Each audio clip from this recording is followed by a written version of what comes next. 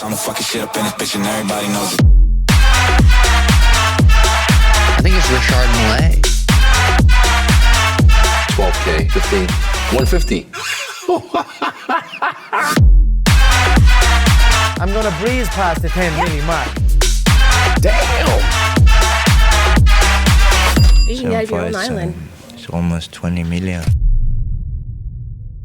If there is one topic that the fight community loves to talk about almost as much as fighting itself, it's money. Promoters, media, fans, and of course the fighters themselves all have wide-ranging opinions on matters of how much fighters should or shouldn't be paid and why. But we're not here to give opinions today. We're here to look at the realities of getting paid to fight in a cage. What do fighters really make? How does it get allocated to the rest of the team after a purse comes in? How hard is it to manage your life when you might only get paid 2 or 3 times a year? We reached out to an expert to give us the rundown, and I promise you, you will never look at fighter pay the same after this video is over. I'm Tommy from MMA On Point. A massive thank you to our channel Hall of Famers, and I want to know, how much do fighters really make? The thing about fighter pay is that everyone is an expert when you hop on social media. Everyone knows exactly how it all works. The problem with finding a reliable source on this is the fighters themselves technically can't go into specifics about their pay per their contracts. Promoters, of course, have their own interests that might conflict with what they tell you about how their fighters are paid, and a large group of MMA fans trust the media about as much as Alex Jones does. I don't like them putting chemicals in the water that turn the friggin' frogs gay. So some really great pieces on the topic often go on deaf ears. As for me, the only thing I'm an expert in is how to do terrible Diaz brothers impressions for a decade. So we reached out to Chris Hanna, your favorite fighter's money guy. Chris went viral on TikTok in August when he ran down a client's most recent UFC purse and just where that money goes after the fight. With a Bachelor's of Science in Finance and Economics, the Level 1 Chartered Financial Analyst exam under his belt, and internships on Wall Street, Chris would already be infinitely more qualified to discuss fighter pay than most who like to discuss this topic. Cocaine and hookers, my friend. But what makes him uniquely qualified is that he actually manages money for UFC fighters. Many of them are his clients. And so if there's anybody that can talk to us about what exactly that's like without actually being a fighter themselves, it would be Chris. But first, we need to talk about the structure of fighter pay, specifically in the UFC, because let's be honest, that's what you're interested in. Let's start with the very basics. Fighters are paid on a per fight basis. Each fight there is a potential to earn what is called show and win money. The show money is for, you guessed it, showing up in the cage. And the win money is, yep, for winning. These are usually split 50-50, so if you lose, you're only getting half of what you could have potentially earned. A system that was designed to incentivize fighters to give their best possible performances, as if being locked in a cage with someone who is trying to make you sleep wouldn't be motivation enough. But notably important about this system for our purposes today is that it can make the pay you're bringing in fluctuate massively. There are some exceptions for the top stars, but that's not true for the vast majority of fighters. But generally speaking, fighters are going to be following that win-show split, and the amount is already written into their contract for however many fights they're contracted to compete in, with some having clauses for increases in win-show money if they win consistently. The only other guaranteed money, if you at least make it into the cage, would be the bonus a fighter receives from the UFC's clothing sponsor. The lowest tier makes $4,000 per fight, and the highest is champions at $42,000. Then there are, of course, performance bonuses. If you have the fight of the night or the best submission or knockout determined by the UFC, you earn an additional $50,000. These bonuses are sometimes more than that on rare occasions. Fight of the night, Burgos versus Barboza. Performance of the nights were Christos and Oliveira. They all won $75,000, so congratulations to them. And it is possible to stack a fight of the night on top of a bonus for a finish. Then there are what is referred to as locker room bonuses. These can sometimes be clauses written into a fighter's contract for various stipulations, such as earning a finish, or, as we learned from the discovery phase of the UFC antitrust lawsuit, conversations between the UFC's top brass on who should have a bit of extra money thrown their way after a card. These bonuses are completely discretionary and not in any way standardized for all fighters, so they're pretty hard to account for, which is probably one of the reasons the UFC likes to bring them up whenever the topic of fighter pay is in dispute. And then finally, at the very top of the card, champions of course are paid more for being champions, but there is no standard for that either, and there are pay-per-view point bonuses for some headliners, meaning they will get an agreed upon percentage of the overall revenue for an event's pay-per-view sales. But for the vast majority of fighters who will ever compete in the UFC, it's show money, win money, the sponsored fight gear payout, and then potentially a performance or locker room bonus. As you can imagine, based on how volatile this system is, you could show up on fight night, lose, and walk away with whatever bonus you got from Venom and just your show money, which might not be as stressful if you're making $500K to show, but it's tougher when it's $30K, and keep in mind it gets a lot lower than that in terms of fighter pay. And that's because all that money isn't just going into the fighter's pocket, which is probably the hardest concept for most fans to understand. They see even a lower tier UFC fighter making $30K to show and think, well, that's more than half of what I made in a year, and I have to work 40 plus hours a week. If they fight twice, they should be plenty comfortable. But there's a major difference, and that is the expenses that come with being a fighter, something Chris breaks down beautifully in his viral TikTok.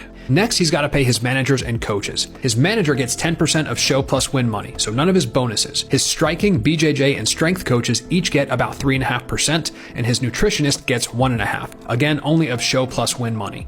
His money guy, that's me, is a flat 1,000. Fighters get their flight and hotel covered, but they have to cover their team's flight and hotel. This was about $2,000. Now, those percentages are not concrete for every fighter. As Chris pointed out to me in our interview, some may have, for example, a BJJ coach that doubles as their wrestling coach, or they don't have the budget for a strength coach, etc. And on the other side of things, a fighter might have a much larger team than the example from the TikTok. Not to mention the percentages can fluctuate quite a bit. It really fluxes some. I mean, some managers charge 15 or 20%, believe it or not. So a fighter is looking at anywhere from 20 to 30% of their guaranteed money going immediately to their team after the fight. Let's create a fighter to give you some perspective on this. While it came out recently from the antitrust suit that the median pay for a fighter from 2011 to 2016 was $29K gross, let's make some adjustments considering inflation over time and other factors like where our debuting UFC fighter was in their career before they signed, and generously put them debuting at 30 and 30 win show. So $60K per bout if they win, if not, that's half. Our fighter is making their UFC debut. Unfortunately, the fight was a dud and they lost, so they're only going to be getting their $30,000 to show plus 4Gs from Venom, so $34K. Let's just say they're on the high end of expenses because their manager takes more money. So right out of the gate, as soon as the purse gets added to their bank account, they're going to need to take out $10,200 and pay their team, leaving them with $23,800. But taking care of the squad that got you to the cage isn't the only major expense. Uncle Sam is going to get their cut too. Fighters have to set aside and pay their own taxes. We estimate roughly 33%. Keep in mind, Chris's clients are making $250K a year, generally speaking, or more, and so that 33% would actually be a bit lower for our 30 and 30 fighter, considering they wouldn't reach as high a tax bracket, so they'd be given a bit of a break.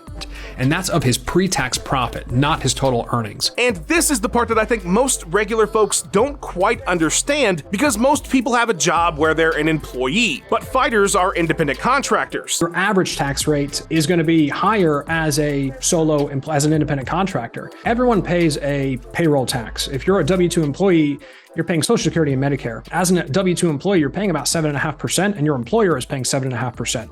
As an independent contractor or, solopreneur business owner, you're paying that full 15%. Well, that sucks, right? In other words, you're going to need to add a CPA to the team of people getting a cut of your purse, unless you want to tackle setting up and maintaining an S-Corp on your own, which I'm not going to get into the weeds on here. So with all that in mind, let's return to our theoretical 30 and 30 fighter. Let's go ahead and assume they don't have a CPA or an S-Corp, so they'll be paying the full rate. We can also assume that they're going to have at least one more fight on the year, at least they hope, so they're going to need to set aside $5,200 to make sure they can cover their taxes, which leaves them with $18,600 from the fight. But of course, there are plenty of other costs to consider. It's not just the government and your manager. Let's go back to Chris's viral TikTok. Now, his number one priority is to make this money last at least 6 months. He's planning to fight again before that, but fighters know anything can happen. Injuries, missing weight, failing drug tests, you never know. So we fill out all his monthly expenses to figure out exactly how much it costs him to live every month. That's a little over $3,500, so times 6 months means he needs to set aside $22K. That's right, the cost of living. You have to eat, you have to live somewhere. Those two are like the bare minimum, right? And if you don't have someone like Chris laying it all out for you, those costs can creep up fast and your budget can dwindle to nothing. For example, our theoretical fighter. Now, considering they're making a lot less than Chris's fighter per year, it's expected that they're going to be spending a lot less on on pretty much everything. They probably have a roommate. They're doing their best to make that money work for them. And while it could be more, let's assume their monthly living expenses are $2,000. So if our fighter is going to make that money work for 6 months like Chris's, that will leave them with $6,600 of wiggle room for anything else that might come up during that time period. $30K down to $6,600. That's what a fighter ends up with after everything. But let's say our hypothetical fighter was able to get booked before they ran out of cash. What a relief, right? But who is to say that fight even happens? Fights fall apart all the time. What if your opponent has to drop out? That's not even in your control. What if you get injured? What if not only you miss the fight, but you're laid up for 6 to 9 months or more? In MMA, if you don't fight, you don't get paid, which further complicates things. How many people are ready for that length of time without any money coming in? And none of this is factoring in huge costs that just pop up in life all the time. Things that can't be accounted for, like medical bills for things that happen outside of fight night itself. Your kid needs braces, the car breaks down, or you could do what a lot of people do. I mean, some of these fighters, and just people in general, you got a lot of debt and you just are drowning in it. So when a fight comes around, and sometimes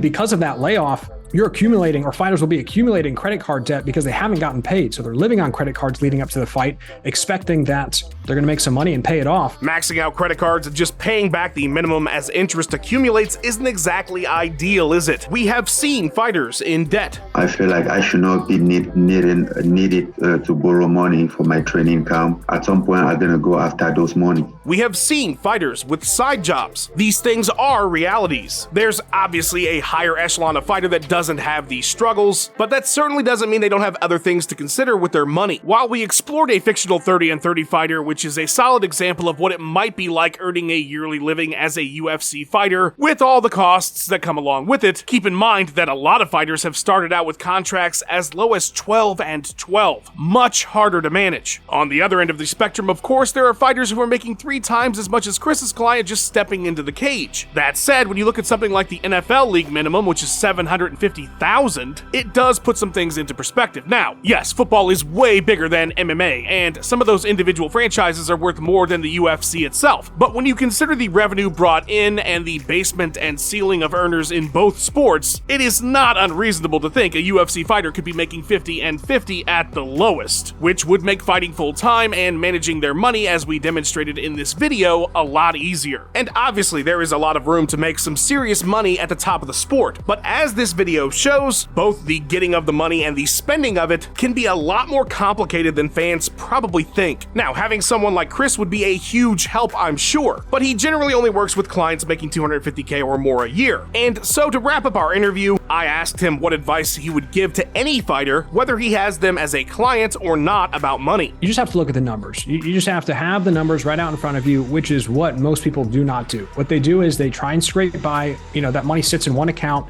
When a bill comes along, they pay it. Whether you're making 15 and 15 or 200 and 200, you should be putting those numbers out in front of you. And that way you can actually be strategic. You can decide what to do with your money when you have a bird's eye view of your finances, where you are and where you're trying to go. Don't spend money that you don't have. Like, that money is not yours until you step foot in that cage. And I have heard horror stories about people just saying, I'm going to get paid, so I'm going to buy this or buy this, and then the fight falls through and you're just shit out of luck. I mean, that's just solid advice for anybody right there. Hopefully this look at the structure of fighter pay and the impact of not knowing whether you're going to get half the money you could have on a single night has helped you to understand just how difficult it is to manage money as a fighter, with the unique expenses that come with training, the complications presented by their taxes as independent contractors, and the challenge of making sure the money they do earn, which I cannot emphasize enough, can fluctuate wildly, lasts long enough until the next time they get into the cage. A massive thank you to Chris Hanna. Follow his TikTok and Instagram. The guy makes some awesome content, and if I were a fighter, I would drop the dude a message. A massive thanks to the editor of this video as well, Luke Taylor. He really makes these unique essay videos pop. Please show him some love online too. And the biggest thank you to our channel champions for all their support. You guys are amazing. If you want to be amazing too, hit the join button, but liking and subscribing would be awesome too. What did you learn about fighter finances that you didn't know before? What else do you want to know? Sound off in the comments, and thank you so much for watching, everybody. I will see you again real soon.